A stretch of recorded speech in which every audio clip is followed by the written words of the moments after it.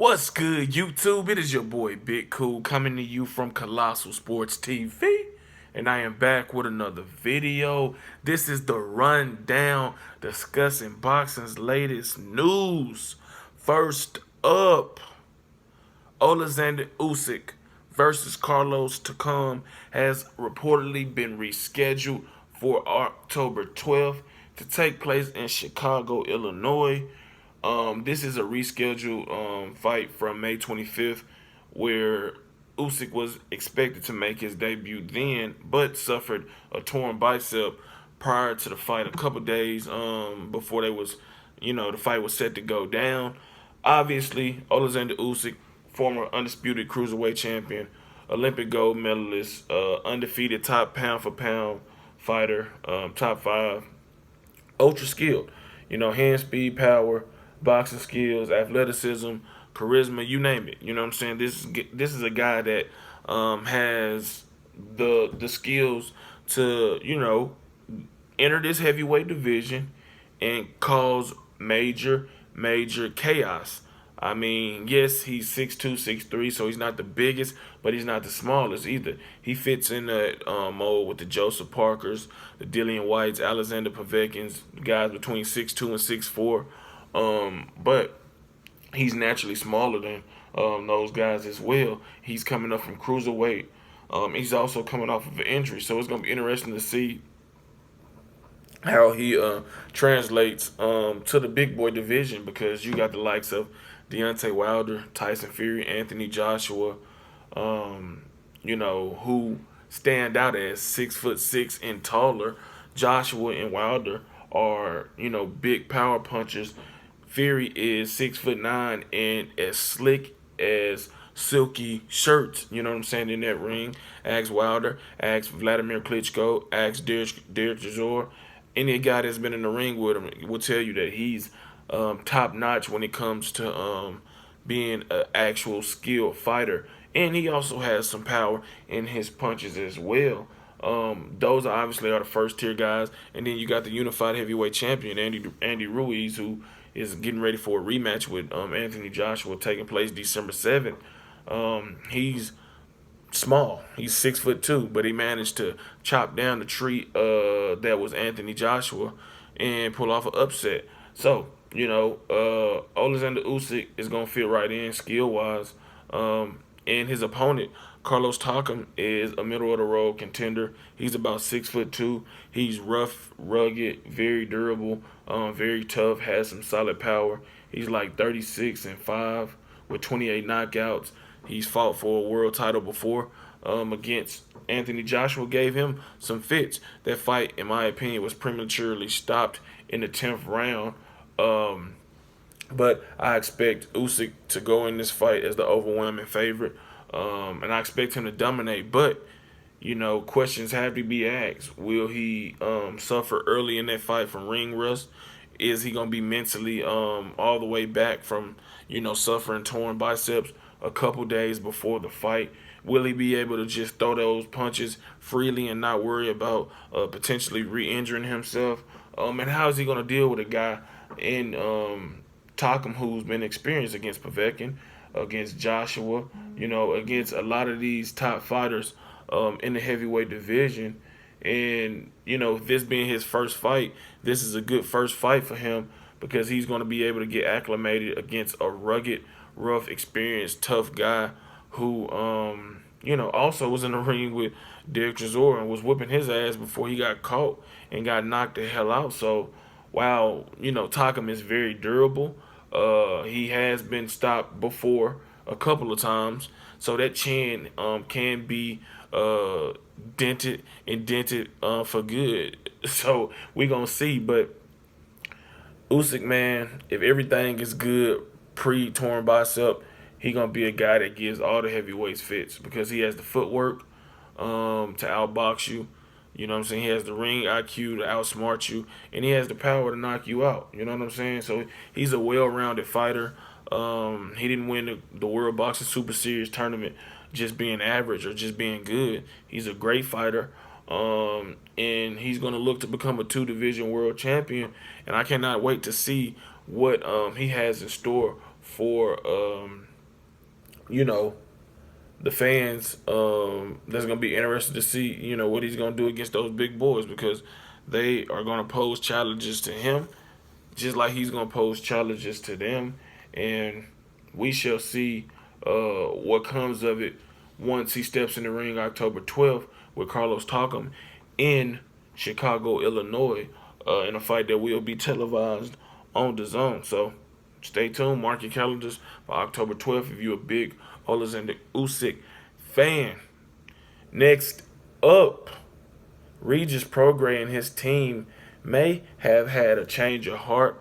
Apparently, he and his team are expected and supposed to be talking to the WBSS officials, trying to open up new lines of communication to see if they could salvage the WBSS final between him and IBF Junior Welterweight Champion Josh Taylor. This is music to my ears because wow, it's disheartening and disappointing that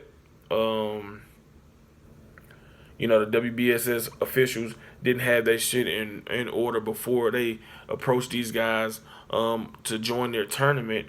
It is good that Regis realizes, like, look, this is a big opportunity for me, and I don't just want to walk it out without exhausting all my options and making sure that, look, if they can get me my money, get me a date set for late October, early November, so I can have proper time to train and get my body right, get my mental right, then yeah, I'll do it.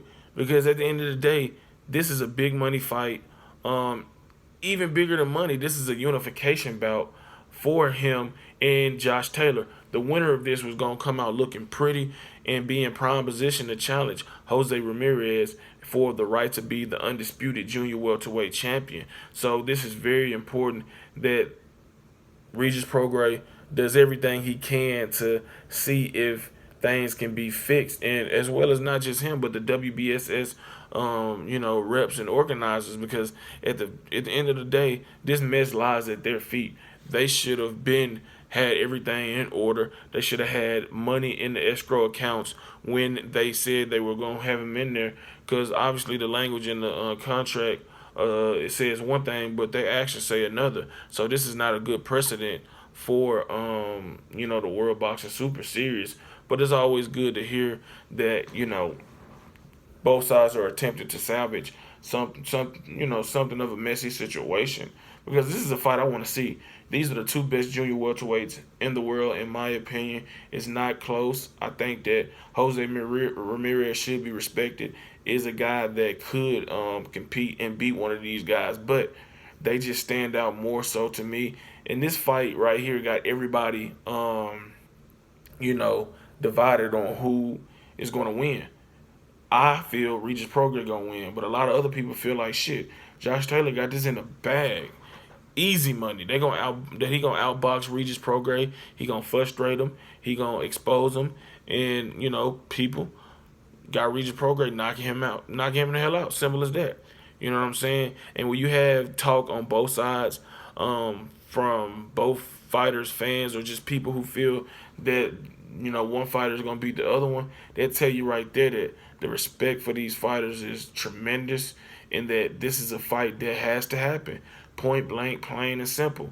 It doesn't need to be anything else that goes on without these two guys fighting, because Regis Prograis is the WBA junior welterweight champion.